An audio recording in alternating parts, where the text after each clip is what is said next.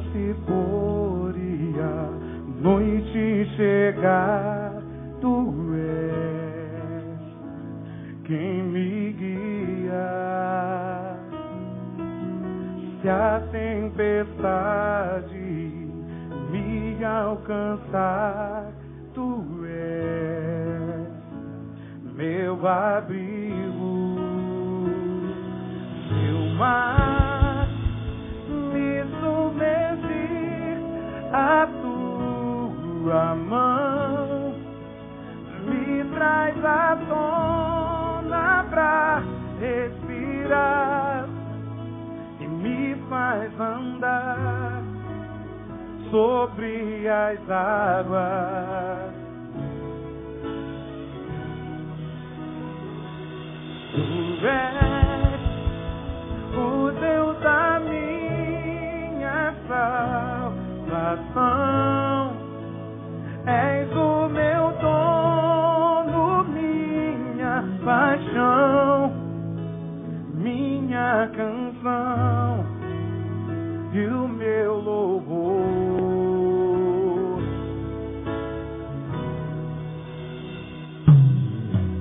Se o sol se pôr e a noite chegar, tu és quem me guia.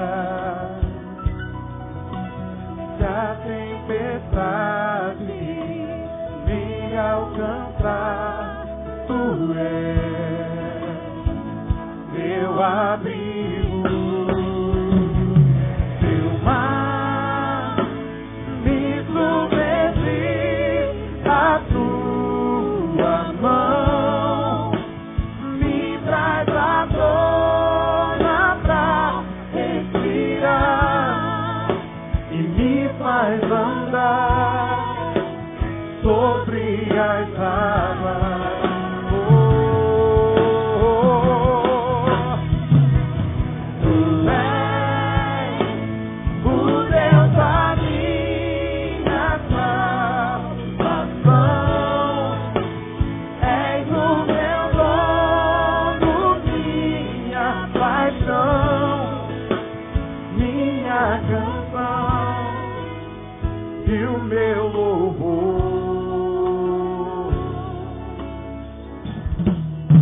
Adora Ele, cante e diga aleluia,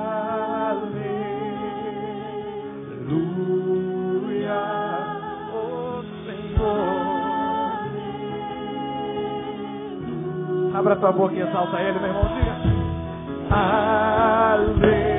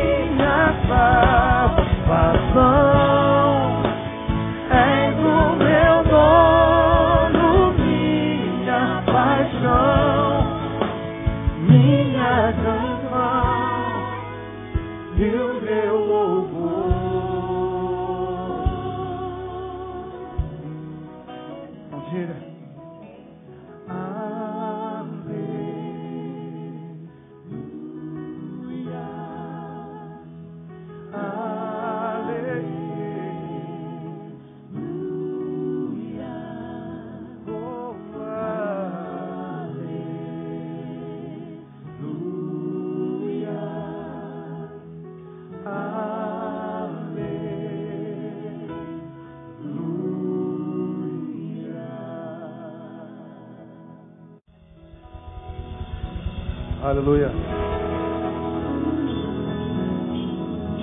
Glória a Deus. Curve sua cabeça, vamos orar ao Senhor. Louvamos ao Senhor por esse tempo, Jesus, no qual nós podemos adorar-te, exaltar-te, bendizer-te, na certeza de que quando tu encontras adoradores verdadeiros reunidos, tu vens ao encontro de cada um deles. Sabemos que teu Espírito se move nesse lugar. Onde está o Espírito do Senhor, diz a palavra, aí a liberdade. Libertação de enfermidades, libertação de tristezas, libertação de cadeias emocionais, espirituais, a toda sorte de libertações. E nós sabemos, ó Deus, que essa noite é noite de libertação e cura na vida do teu povo. Nós não nos conhecemos todos aqui nesse lugar, mas tu conheces um a um, Deus. Tu conheces as histórias, tu conheces os lugares onde dói, tu conheces os lugares, ó Deus, de onde emana o medo e o temor e quem sabe o pavor. Tu sabes onde se aloja a dificuldade, por isso nós pedimos que tua providência seja derramada aqui nessa noite. Que o teu filho, aquele cujo coração é sincero nesse lugar e quebrantado te adora, que esse teu filho, essa tua filha não saia da mesma forma como entrou. Que ele saia daqui, ó Deus, renovado no Espírito, para adentrar 2013 preparado para o que tu tens preparado para ele. Recebe, ó Deus, a honra e a glória. Recebe nosso dízimo, a nossa oferta, que ele seja usado com sinceridade, verdade, com honestidade para a glória do teu nome. E que aqueles que são, ó Deus, patrocinadores do teu reino, patrocinadores da verdade, que eles sejam muitíssimo abençoados pelo Senhor nesse tempo. Nós oramos agradecidos por Jesus, nosso Senhor que reina. Amém. Glória a Deus. Aplaudir uma vez mais. Vamos adorar o seu nome. O grupo vai se assentar um minutinho. Eu queria convidar você a abrir a sua Bíblia no livro de Amós. Quero deixar uma reflexão breve. O tema do CD dos meninos é sugestivo, na casa dos profetas. Eu fiquei pensando que palavra ministrar numa noite como essa, e acredito que o Espírito Santo me levou a Amós capítulo 3, versículo 7, que é um texto que você conhece muitíssimo bem, onde Deus usa Amós para proclamar algo interessante a Israel e Judá. Só para situar você, nos anos 900 a.C., o reino de Israel foi dividido lá no tempo de Salomão. Salomão se desviou, o pecado de Salomão abalou de tal forma Israel que o reino perdeu as suas bases. Reinou após ele Roboão, seu filho, um dos piores reis que passou por Israel. E Roboão foi um rei que não honrou ao Senhor e não lhe deu glória, pelo contrário, derrubou seus altares, taxou o povo com pesados impostos, mas pesados impostos. Um homem que abandonou a sabedoria e reinou com a meninice do seu coração. Consequência, o reino de Israel foi dividido. E agora Israel se torna o reino do norte, que leva consigo 10 tribos, e Judá se torna o reino do sul e compõe esse reinado junto com a tribo de Simeão. Então o reino está dividido. Reino do norte, reino do sul. Bom, a Síria domina um reino, a Síria domina outro, junto com os egípcios. E Israel, enquanto nação, enquanto povo de Deus, é desbaratada, é desmontada. O projeto de Deus original é desconfigurado e o povo se perde. Nesse período, Deus levantou os profetas. Nesse período, o povo caiu em cativeiros. Todos nós conhecemos a história. Amós é um desses profetas que Deus levantou para revelar ao reino dividido a sua vontade e os seus projetos futuros. E Amós tem uma particularidade muito interessante. Ele não era profeta profissional. Ele era peão de boiadeiro. Naquela época chamado de pastor, mas ele cuidava de gado. Ele cuidava de bicho. É um profeta que morava numa cidade chamada Tecoa. E ele, nos seus sonhos, começa a ter visões. Ele entende que essas visões são revelações de Deus para Israel, que essas visões lhe angustiam demais. E ele é levantado para profetizar nesse tempo. Nesse tempo em que Uzias reinava sobre Judá e Jeroboão sobre Israel. Esse período exato no qual Amós é levantado para profetizar é um período em que Israel e Judá estavam voltando a se unir. O reino começou a falar a mesma língua e a comunhão do povo fez com que de novo um tempo de prosperidade voltasse para o meio do povo de Deus. E esse tempo no qual Amós foi chamado a profetizar foi um tempo de tanta prosperidade, que chegou a ser um tempo parecido com o tempo de Davi e Salomão no início do seu reinado. O povo passou por cativeiro, humilhação, perdeu a sua terra, era um povo despatriado, um povo arrebentado, um povo dividido. Mas quando eles começaram a se aproximar, a prosperidade voltou. Só que, como em vários períodos da história, uma vez que a prosperidade chegou, o que aconteceu com o povo? Quem é que pode adivinhar? O povo se corrompeu. Voltou a prosperidade, voltou a abundância de víveres, e o povo começou a se esquecer de Deus. Porque, como eu preguei alguns domingos atrás, ser Deus deve ser muito difícil. Porque se Deus não dá, se Deus não abençoa, se Deus retira, o povo se afasta dele porque está frustrado com ele, triste com ele. Mas se Deus abençoa e prospera, o povo se afasta dele porque diz, eu não preciso mais de ti. Se o povo dá, se afasta. Se Deus dá, o povo se afasta. Se Deus não dá, o povo se afasta também. Se Deus é complicado. Ainda bem que Deus não tem crise de identidade como a gente. Glória a Deus, amado. Ele não depende da gente para continuar sendo quem Ele é. Bom, Deus prosperou. E o povo começou a se afastar. Amós é levantado para promulgar um castigo a Israel e a Judá. Amós é levantado como profeta para revelar ao povo o que Deus estava pensando desse povo, que começava a se unir e prosperar, mas que agora estava começando a se afastar deles de novo. E Deus então proclama um juízo contra Judá, contra Israel. E um juízo pesado. É um livro bom para se ler nas nossas devoções. E aí lá no capítulo 3, versículo 7, Deus diz que antes de promulgar o juízo, antes de implementar a sua vontade, ele diz assim no capítulo 3, versículo 7. Certamente, o Senhor Deus não fará coisa alguma sem ter revelado o seu segredo aos seus servos, os profetas. Certamente, o Senhor Deus não fará coisa alguma sem antes revelar o seu segredo, a sua vontade aos seus servos profetas. Deus levanta, Amós diz assim, olha, o castigo está promulgado. A razão do castigo está promulgada. A intervenção de Deus acontecerá à proporção disso que eu vos revelei. Mas fique tranquilo. Antes de acontecer, Deus vai revelar aos profetas. Bom, esse texto aqui, sobretudo, revela que o nosso Deus é um Deus que se revela. E eu gosto dessa palavra porque saber que nós servimos a um Deus que se revela joga por terra o que se conhece na teologia como deísmo. Deísmo era uma doutrina outrora, crida por alguns ainda, que diz que Deus criou a terra, Deus trouxe a existência, a criação e abandonou a sua própria sorte. Portanto, Deus não é bom e nem é Senhor. Ele nos criou e disse assim, ó, agora é com vocês, o problema é de vocês. Essa ideia deísta apareceu na terra por causa do caos, por causa do mal, por causa da dor, por causa da injustiça. Vem em contrapartida como aquela pessoa que, pregando numa das universidades do Rio de Janeiro, preguei sobre o Salmo 34, que diz, provai e vede que o Senhor é bom. E ministrando lá naquela faculdade, provai e vede que o Senhor é bom.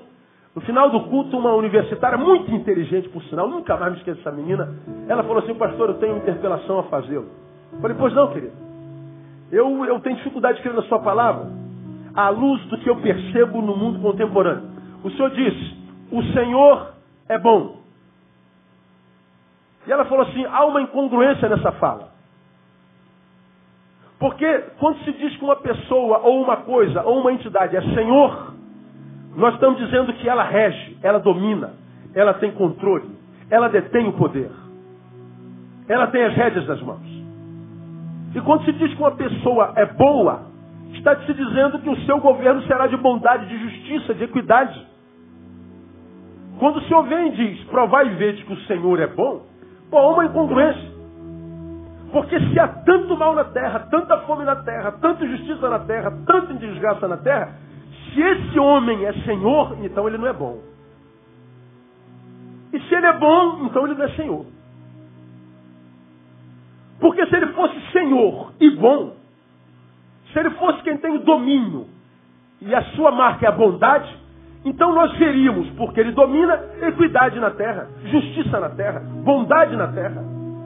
Mas quando eu olho para a terra, que você diz, pastor, esse homem reina sobre ele, eu só vejo desgraça, só vejo pobreza, só vejo injustiça.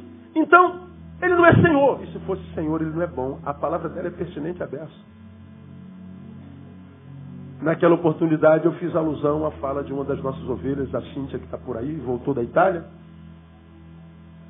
que numa defesa de tese, ela falava sobre Deus, citou Deus.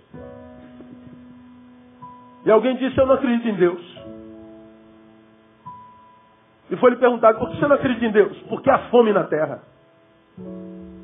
Se Deus existisse, fosse bom, não tinha fome na terra. E a menina respondeu, o que Deus tem a ver com a fome na terra?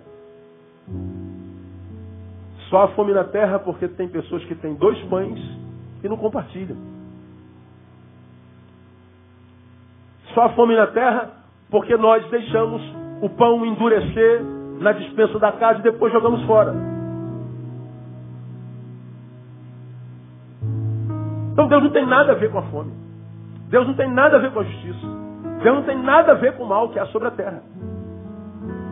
Bom, Amós foi levantado para promulgar que Deus interviria. Que Deus não é o Deus dos deístas, mas dos teístas. Que Ele criou e Ele rege e Ele intervém. Mas diz que esse Deus revela antes de fazê-lo. Esse texto também revela que há coisas da parte de Deus que Ele só revela a alguns. Há coisas que Deus faz, que Deus diz, que Deus opera, que não é do conhecimento de todos, mas de alguns. Ele diz, Ele revela aos seus profetas. Ele fala de um povo seleto que tem intimidade com Ele. De alguém que tem uma relação com esse Deus que é transcendente, mas uma relação imanente, de perto. Ele diz que vai fazer, mas não fará sem antes revelar a alguém. Quem é esse alguém? O profeta. Ele está dizendo que tem com algumas pessoas uma relação de intimidade mais profunda, mais próxima, geograficamente mais perto. Ele fala, quem são essas pessoas? São os profetas. Agora, o que não se pode deixar de considerar é que quando a revelação é de Deus mesmo, quando é Deus quem revela, quase sempre essa revelação tem um objetivo coletivo. Quase nunca essa revelação tem a ver com o profeta somente. Deus está dizendo, eu não vou fazer nada com a coletividade, com Judá e Israel, com toda essa nação, sem antes revelar ao profeta. Então, quando Deus de fato revela alguma coisa ao seu profeta, quase nunca essa revelação é para ele mesmo. É uma revelação que ele faz, mas que através dele vai alcançar a toda a coletividade. Porque se uma revelação pela boca de um profeta que se diz dele é uma revelação que só faz bem ao profeta, essa revelação quase nunca é de Deus. A revelação de Deus não traz glória ao profeta, não traz honra ao profeta, não faz do profeta uma classe superior. O profeta é só um porta-voz e muitas vezes o ofício profético é doloroso, é um ofício muito complicado, porque nós somos obrigados a dar mais notícias. Somos obrigados a comunicar a reprovação de Deus. Somos obrigados a comunicar a gente que a gente ama, que Deus o reprovou, que Deus intervirá. Não é fácil o ofício profético. Israel, reino do norte, Judá, reino do sul, cresceram tanto. Como eu falei que eles chegaram aos tempos de Davi e Salomão. Mas como também já falei, eles por causa da prosperidade se corromperam. Por causa da prosperidade, eles deixaram a comunhão com Deus. Então, Amós é levantado para divertir a Israel e Judá a retornarem ao, digamos, primeiro amor. Lembra que eu preguei lá nos 10 anos de vocês sobre o primeiro amor? A palavra reverberou, repercutiu de uma forma tremenda. Fala de uma igreja lá do Novo Testamento que diz, olha, você faz uma obra tremenda, você reprova os que dizem profeta não são, as suas obras, Deus exalta aquela igreja, mas tem uma coisa contra você, igreja. É que tu deixaste o que? O teu primeiro amor. Palavra pesada da parte de Deus. Porque Deus está dizendo assim, olha, você começou a igreja fazendo isso dessa forma. E você, hoje, igreja, depois de algum tempo, continua fazendo isso da mesma forma.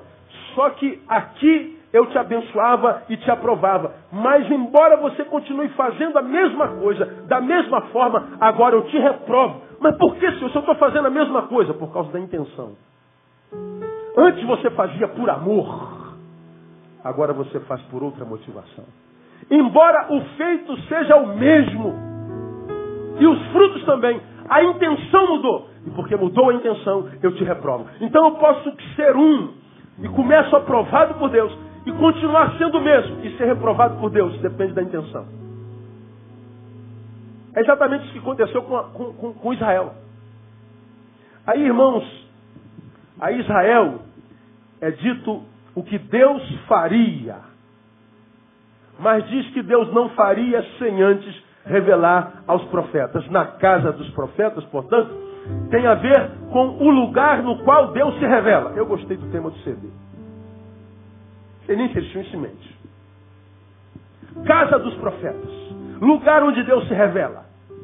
Lugar onde estão aqueles poucos, alguns ou alguém com quem Deus trata com intimidade. Na casa do profeta tem a ver com isso. Aí nessa noite, bem rapidamente, eu queria fazer algumas analogias com na casa do profeta. Eu queria que vocês ouvissem isso e passassem pelo Brasil onde vocês vão ministrar. Na minha concepção, portanto, na casa dos profetas tem a ver, sobretudo e primeiro, com relacionamentos. Por que, Pelé? Eu vou te explicar. A acusação pela boca de Amós a Israel era de rejeição da parte de Deus. Quando você lê o capítulo 5, se você está em Amós ainda, se não tiver, não tem problema eu leio para você. Deus diz assim, ó, aborreço, desprezo as vossas festas, não me deleito nas vossas assembleias solenes, ou seja, nos seus cultos, ainda que me ofereçais holocaustos, juntamente com as vossas ofertas de cereais, não me agradarei deles, nem atentarei para as ofertas pacíficas de vossos animais cevados. Afasta de mim o estrépito dos teus cânticos, porque não ouvirei as melodias das tuas liras. Deus está falando assim, olha, uma vez que vocês deixaram de fazer com a intenção primeira, amor, uma vez que vocês continuam fazendo o que sempre fizeram, mas com uma intenção diferenciada, aquilo que eu recebia como adoração, como culto, eu não recebo mais. Relacionamento rompido com vocês. Seu ajuntamento, exatamente isso que nós estamos fazendo aqui. Esse culto lindo, de gente linda, de gente santa, uma banda da melhor qualidade. Deus está dizendo assim, ó, eu rejeito o som das suas guitarras. Eu rejeito o louvor que emana dos seus lábios. Eu rejeito a sua adoração. Não recebo adoração de alguém com quem eu não me relaciono.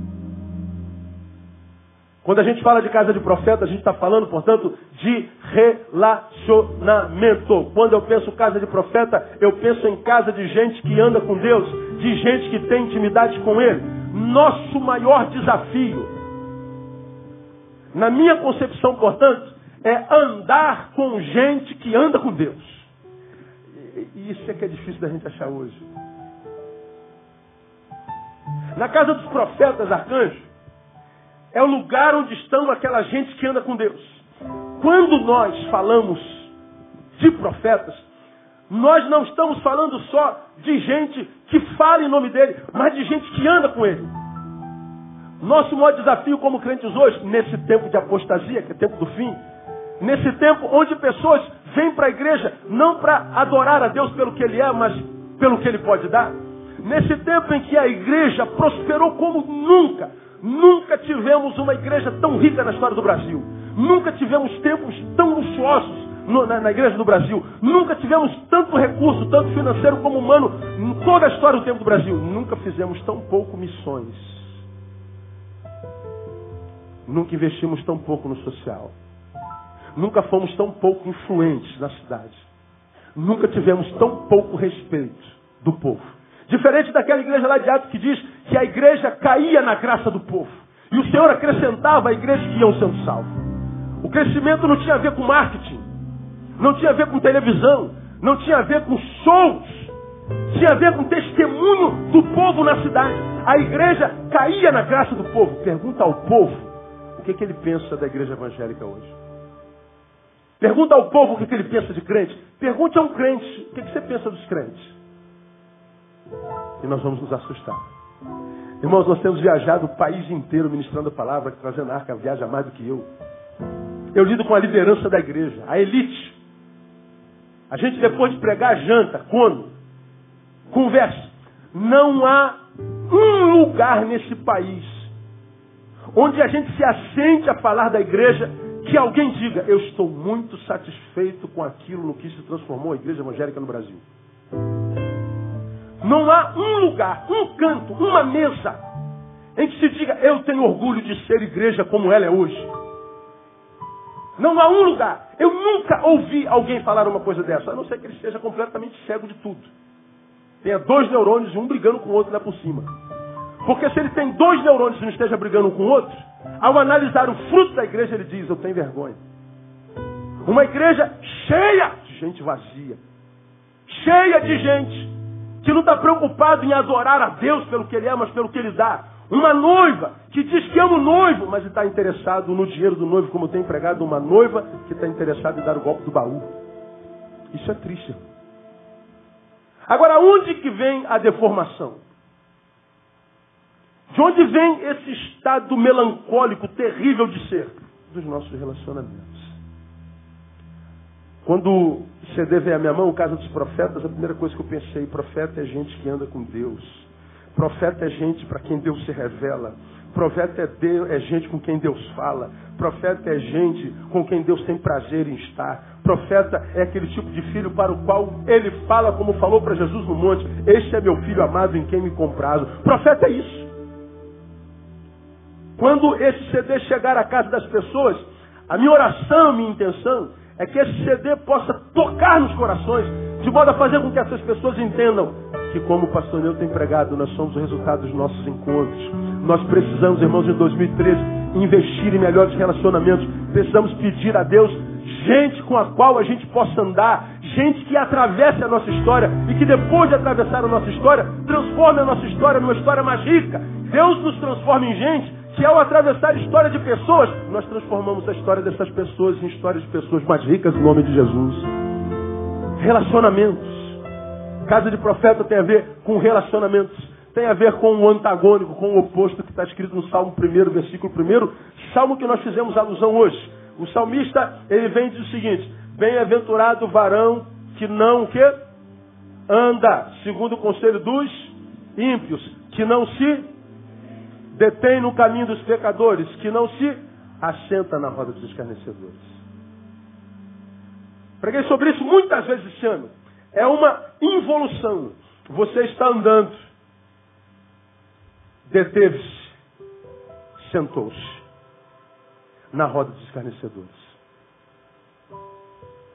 Quando a Bíblia diz, bem-aventurado o varão que não anda segundo o conselho dos ímpios, não se detém no caminho dos pecadores, nem se assenta na roda, ele está dizendo assim, ó, bem-aventurado o varão que sabe escolher as suas relações.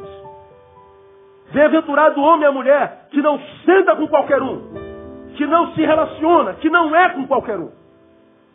Ele está dizendo que bem-aventurança tem a ver com a forma como eu ando. Bem-aventurança, felicidade, tem a ver com quem eu ando, com quem eu me assento, com quem eu me detenho. Esse texto fala de níveis de relacionamento. Com alguns eu posso até andar, porque não há como andar sozinho. Me deter é uma relação um pouco mais profunda. A gente gasta tempo. Enquanto eu ando conversando com alguém, eu não abandonei os meus afazeres nem minha própria vida. Quando eu me detenho, eu tive de fazer alguma coisa, então eu tenho que saber com quem eu paro. Quando eu sento para ser com alguém, é um nível de relacionamento mais profundo. Quando eu falo de casa de profeta, eu falo que casa de profeta tem a ver com relacionamento, meu irmão. Você, com certeza, como qualquer ser humano neste planeta, sonha que o ano vindo seja melhor que o ano findo. Amém ou não? Seu ano de 2013 vai ser melhor ou pior do que 2012? Diga assim, muito melhor no nome de Jesus. Pois bem, isso depende não do que Deus quer para você, mas do que você planeja para você. Tem a ver com a forma com que você vai andar. Relacionamentos. Quando eu preparava essa palavra, eu orava ao Senhor ao mesmo tempo, Senhor, me dá gente mais inteligente que eu esse ano. Coloca no meu caminho gente que anda contigo, gente que possa me ensinar, gente que possa ser mestre para mim, gente que tenha coração em ti para me divertir com mansidão e verdade. Coloca no meu caminho gente que não só me queira usar, que não só queira tirar de mim, mas gente que me ajude a enriquecer-me para que eu possa enriquecer a outros no nome de Jesus. Casa de profeta, existe um lugar onde tem gente com quem Deus fala. Minha oração é que Deus dê a vocês esse ano gente com quem Ele tenha prazer de estar. Como eu tenho ensinado aos irmãos, toda vez a gente ouve alguém perguntando: quantos aqui tem prazer em estar na presença de Deus? Todo mundo diz: eu tenho, pastor. Isso não é importante. O importante é: tem Deus prazer em estar na tua presença? Porque é isso que conta. E a minha oração é que nós nos tornemos pessoas nas quais Deus tenha prazer em estar na presença. Vamos imaginar Deus assim meio macambuzo, né? Deus meio tristão. Vamos imaginar hipoteticamente, idioticamente, né? Deus meio deprê. E Deus fala assim: meu Deus, quem é que eu posso visitar na terra? E Deus lembra de quem? Lembra de você. E Deus venha passar um tempo na tua presença. E Deus seja curado na tua presença. Deus se alegre na tua presença. E como é que a gente se transforma nesse ser? Relacionamentos. Vovó tinha razão quando dizia: diga-me com quem tu andas. Bisavó tinha razão quando dizia: quem se mistura com porcos. Salomão tinha razão quando dizia: quem anda com sábio será sábio, mas quem anda com tolo sofrerá o dano. Casa de profeta é lugar de gente que anda com Deus. Que Deus nos dê gente que ande com Ele no nome de Jesus, porque esses são cada vez minoria na igreja evangélica no Brasil. Casa de profeta tem a ver também com família. Família, pastor, de onde o senhor tirou isso? Bom, vamos imaginar que na nossa cultura evangelical eu tivesse que me encontrar com um profeta. Qual o melhor lugar para achar um profeta? Aonde? Na igreja. Ou não? Vamos para a igreja, o profeta está lá. Pois é, mas aqui a gente está falando de casa. Casa de profeta. O que casa? O que é a casa? Casa não é o lugar onde a gente dorme, é o lugar onde a gente é. Aqui, fora de casa, é o lugar onde a gente parece ser. Em casa é o lugar onde a gente é. Quando eu prego aqui, vocês me ouvem de uma forma. A Andréia me ouve de outra. Quando eu prego aqui, vocês me ouvem de uma forma. Mas a Tamara e a Thaís, minhas filhas, me ouvem de outra forma. Elas podem falar assim: poxa, meu pai é um cara de pau. Rapaz, o que ele está pregando lá? Tem nada a ver com o que ele faz, o que ele vive, meu. Que isso? Oh, meu Deus, me dá um pai igual aquele lá do púlpito, porque é uma bênção. Lembra como aquele velório que o pastor está falando? Morreu o irmão João, um homem de Deus, um homem dedicado à sua família, um pai presente. Aí o menino puxou a saia da mãe: ô mãe, isso aqui é o enterro do papai mesmo? Porque a palavra do pastor não tinha a ver com a realidade daquele morto. Agora, vamos imaginar que nós sejamos Pedro, e Jesus estivesse diante de nós e perguntasse: tu me amas? Pedro olha para o seu passado remoto e se lembra da sua traição.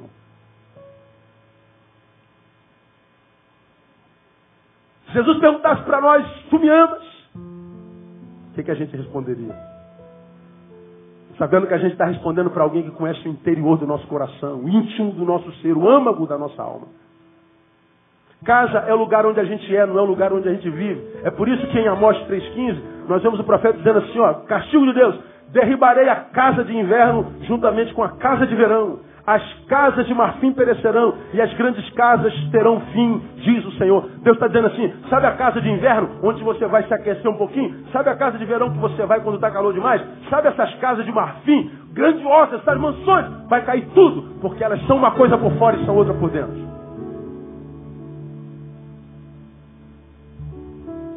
Elas vivem uma desconexão existencial, como aquela da igreja de Sardes, já preguei sobre ela aqui, onde Jesus escreve que ela é uma igreja tremenda. Mas tinha uma coisa interessante. Tens fama de que vives, mas estás morta. Ele fala de uma visão que tem dela de fora. Olha que igreja portentosa, poderosa, denodada, pujante e laboral. Igreja famosa. Mas Jesus que olha por dentro diz assim, nação de defunto disfarçado.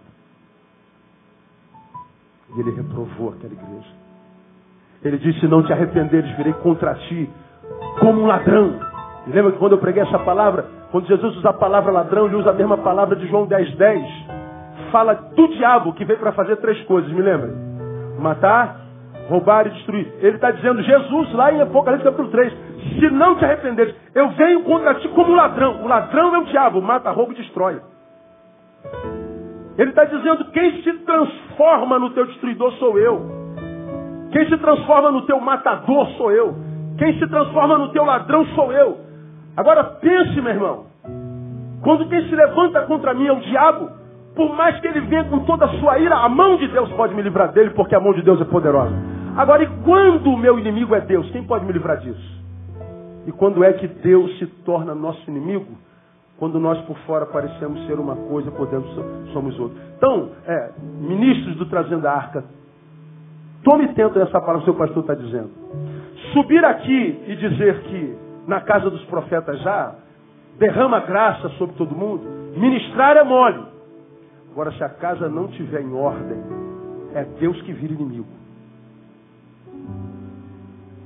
Olhem para a história e veja quantos ministros já estiveram na história e que foram referenciais para nós hoje estão quebrados. Quantos que já subiram nesse altar e ministraram com óleo de Deus e o óleo nos curava. Hoje não tem óleo mais algum. Viraram profissionais da música gospel. Não há mais óleo. Porque ministraram na casa de Deus, mas esqueceram da sua própria casa. Ministraram na casa dos outros, mas esqueceram das suas próprias casas. Uma das acusações que se faz em Amós é da ausência de verdade no íntimo. Ou seja, pareciam ser uma coisa fora, riqueza, mas eram outra completamente diferente por dentro, pobreza existencial. A mensagem é, nada do que fazemos para Deus é por Ele aceito, se tal feito vem com prejuízo da família. Nada. Como ministra Paulo a Timóteo, 1 Timóteo 5, versículo 8. Pelo que se alguém não cuida dos seus, principalmente dos da sua casa, nega a fé e é pior do que um incrédulo. Quando eu penso em casa de profeta, eu penso em casa. Casa é o lugar onde a gente é. Porque fora dela a gente parece ser.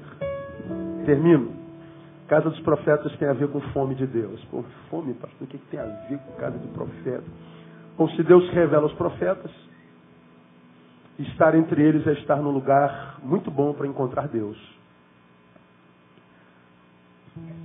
Bom, eu sou pastor há 24 anos quase, 23 e meio. E a pergunta mais frequente é como eu faço para encontrar Deus de fato, pastor? E a segunda pergunta mais frequente, por que não acontece comigo, pastor? Pessoas que dizem, eu não tenho dúvida de que Deus é poderoso. Eu estou vendo Ele fazendo aqui das pessoas. Eu não tenho dúvida de que Deus cura. Eu vi. Eu sou testemunha ocular. Eu não tenho dúvida de que a alegria do Senhor é a força, porque eu vejo pessoas na alegria do Senhor dando a volta por cima e contornando situações impossíveis. Eu sei o que é Deus, mas por que não acontece comigo?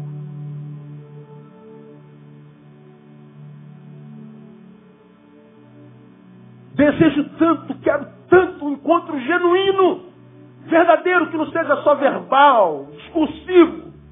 Eu quero sentir nas minhas entranhas, na minha carne.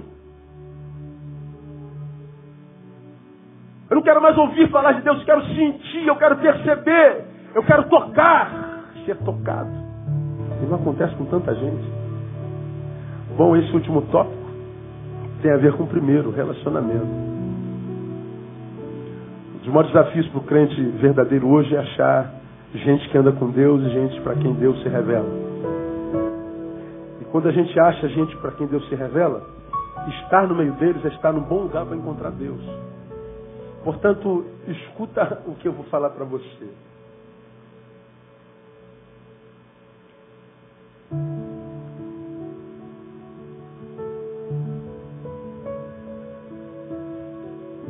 caminho para Deus, acredito que nesse tempo, é o homem. Rumo, pastor? Mas não é qualquer um. É o homem de Deus.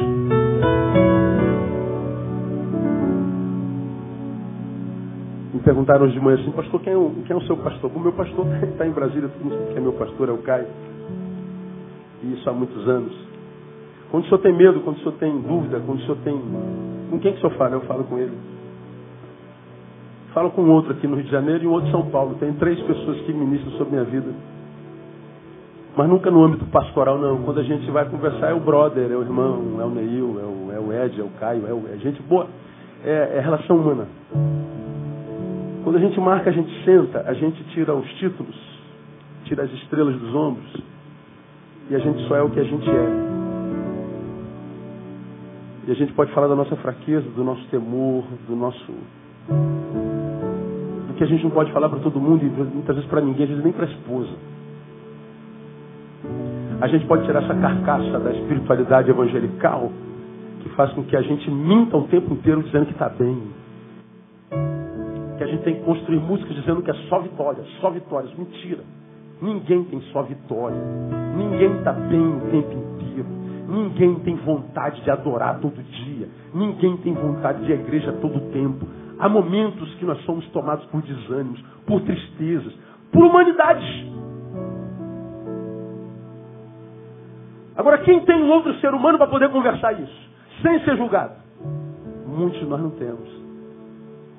E nós temos que nos revestir dessa carcaça mentirosa de super-homens. E viver um evangelho que tem pouco a ver com Jesus, tem mais a ver com Nietzsche, como eu já preguei aqui. Foi Nietzsche quem criou o mito do super-homem. Foi Nietzsche quem disse que nós temos que superar esses sentimentos mesquinhos que nós temos dentro de nós, como solidariedade, amor, bondade, formados em nós por essa cultura judaico-cristã. Você tem que superar a si mesmo, dar a volta por si. Você pode superar a tudo. Bom, ele mesmo morreu louco, porque não teve um amor correspondido. Aí o discurso é um, a prática é outro. Aí Jesus, quando olha para nós, olha para o quê? Para o discurso ou para a prática? Ele olha para a prática. Então não adianta eu subir aqui, vender a imagem de super-homem, quando na verdade eu sou um menino querendo colo. Não adianta chegar aqui e vender a imagem de um campeão, impressionar a multidão, mas quando descer atrás daquela porta, eu começo a chorar por causa do meu abandono, por não ter um amigo, não ter ninguém com quem abrir meu coração. Por quanto tempo você aguenta viver isso a vida inteira? Por quanto tempo você aguenta viver isso na vida? Quando eu falo que casa de profeta tem a ver com fome de Deus, é porque quando a gente encontra-se com gente decepcionada, frustrada por não conseguirem um encontro genuíno com Deus, a pergunta é sempre essa, que eu faço sempre esta: pastor, eu não consigo me encontrar com Deus, eu não consigo perceber, eu não consigo. É a pergunta que eu sempre faço: tem andado com quem, irmão? Porque se você não tem andado com um profeta, irmão, se a casa na qual você entra não tem profeta, gente com quem Deus fala, gente com quem Deus se revela, gente com quem Deus tem prazer em estar, então, meu amigo, você não vai achar Deus, porque o lugar por onde você passa, Deus não passa. Deus percebe, Deus vê, mas a presença dele não se manifesta. Então o melhor caminho para achar Deus é o homem. Acha o homem de Deus, acha a mulher de Deus. Você vai ver que o Deus dessa mulher vai se revelar na sua vida. Volta a falar de Salomão: quem anda com sábio será sábio. Mas o companheiro dos tolos sofrerá aflição. Ele está dizendo: somos o resultado dos nossos encontros. Somos o resultado dos nossos relacionamentos. Me diga com quem você anda e você vai descobrir quem você é. Ora, quem quer Deus em 2013 precisa achar esses profetas. Eu louvo a Deus, irmãos, porque embora a igreja não seja dos melhores lugares para se estar cotidianamente, louvo a Deus porque os profetas nem sempre estão dentro da igreja. Há muitos profetas de Deus nesse país ainda, em nome de Jesus. Há muitos homens e mulheres de Deus espalhados por esse planeta fora.